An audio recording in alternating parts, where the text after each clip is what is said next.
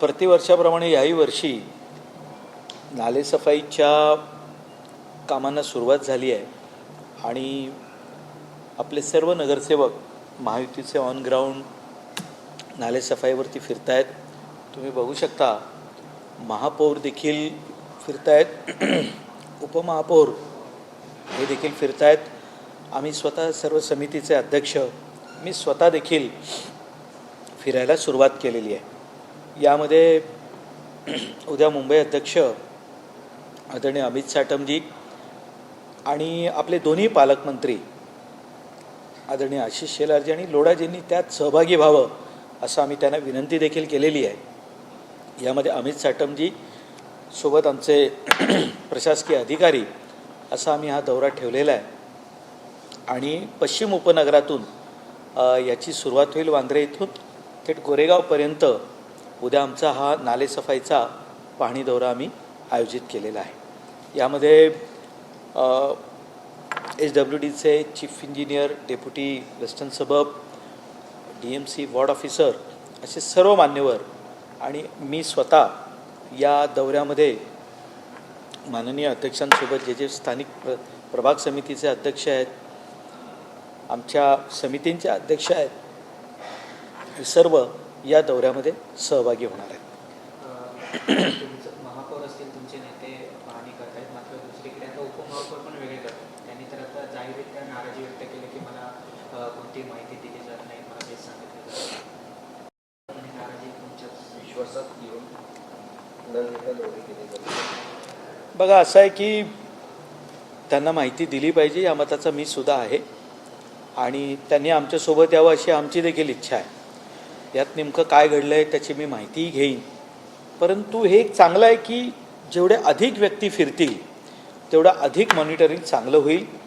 त्यांनी स्वतंत्रपणे फिरलं पाहिजे, महापौरांनी स्वतंत्रपणे फिरलं पाहिजे, आम्ही देखील स्वतंत्रपणे प्रत्येक वॉर्डामध्ये नगरसेवक फिरत आहेत, मी स्वतंत्रपणे फिरतो आहे. हे मान्य आहे मला की महापौर आणि उपमहापौरांनी एकत्र गेलं तर ते अधिक चांगलं दिसेल. पण त्याचबरोबर जेवढ्या अधिक ठिकाणी हे सगळं फिरतील तेवढं त्याचा अधिक उपयोग होईल आणि त्याचं मॉनिटरिंग अधिक चांगलं होईल असं देखील मला वाटतं. दुसरं सध्या जे मुंबईचा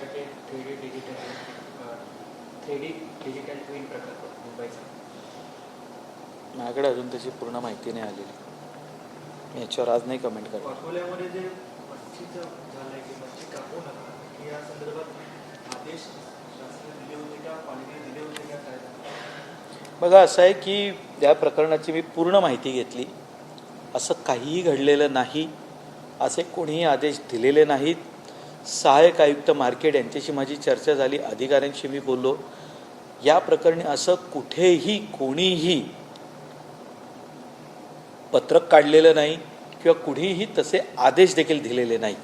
मला असं वाटतं की जाणून बुजून एक चुकीच्या पद्धतीचा नॅरेटिव्ह पसरावा म्हणून हे सगळे सुरू असलेले प्रकार आहेत. तुम्ही बघू शकता आज सकाळी महापौर या स्वतः त्या जागेवरती गेल्या होत्या, तिथल्या मच्छीमार बांधवांशी त्यांची भेट झाली आणि तसं तिथे काहीच प्रकार नाही आहे, ही गोष्ट आज स्पष्ट झालेली आहे. मला असं वाटतं जाणून बुजून हा नॅरेटिव्ह पसरवण्याचा हा खोटा प्रयत्न आहे.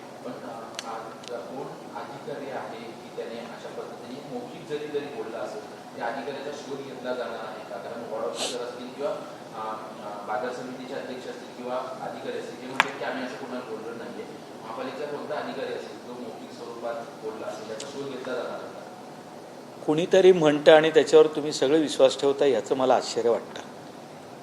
ज्यांना हे अधिकार आहेत आदेश देण्याचे त्यांच्यापैकी कुणालाच हा विषय देखील माहिती नाही आहे आणि कुणीतरी हा एक नॅरेटिव्ह पसरवतो रोज सकाळी बातमी देण्यासाठी. त्याच्यावरती आपण किती स्पष्टीकरण द्यायचं? जर सहाय्यक आयुक्त म्हणतात मला विषय माहिती नाही, आमच्याकडनं असं पत्रक कुठे गेलेलं नाही की आम्ही कोणाला बोललेलं नाही, जर त्या नाही म्हणतात म्हटल्यानंतर खालच्या स्तरावरती हा आदेश देणार कोण? हा चुकीचा नॅरेटिव्ह असा आहे की विषय राहिलेले नाही आहेत. नालेसफाईवरती पूर्ण प्रशासन कामाला लागलं आहे. आम्ही स्वतः रोज नालेसफाईच्या जागेंवरती भेटी देतोय. खाली विषय काय उरला नाही, मग काय करायचं? तर मग हे प्रकार सुरू होतात जे तुम्ही आज मला विचारताय. स्थायी समितीमध्ये मेकॅनिकल आणि या दोन विभागाच्या पाठीमागे गेल्या 4 वर्षापासूनची चौकशी सुरू करण्याचे आदेश दिले स्टँडिंग कमिटीने. तर अजून काय विभाग या संदर्भात चौकशी होईल हळूहळू तुमच्या लक्षात येईल की अनेक विभागांमध्ये प्रशासकीय काळामध्ये जे जे काही झालं आहे त्याच्या अगोदरही जे झालं आहे तेही आता हळूहळू आम्ही तुमच्यासमोर आणण्याचा प्रयत्न करू. काल फक्त 2च विषय तुमच्यासमोर मांडलेले आहेत आणि तुम्हाला आठवत असेल मी बजेटचं भाषण करत असताना M&D विभागाचा उल्लेख देखील केला होता की या विभागात जे जे घडलं आहे त्याची चौकशी करा.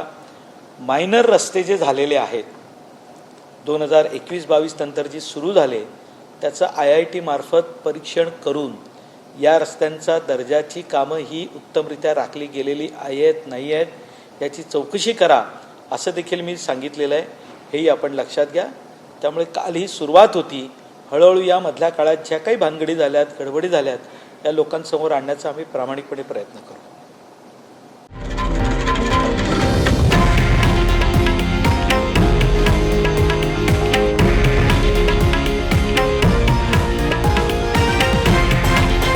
हे आहे देशातील नंबर 1 न्यूज नेटवर्क आणि आपण पाहत आहात TV9 मराठी, एकमेव.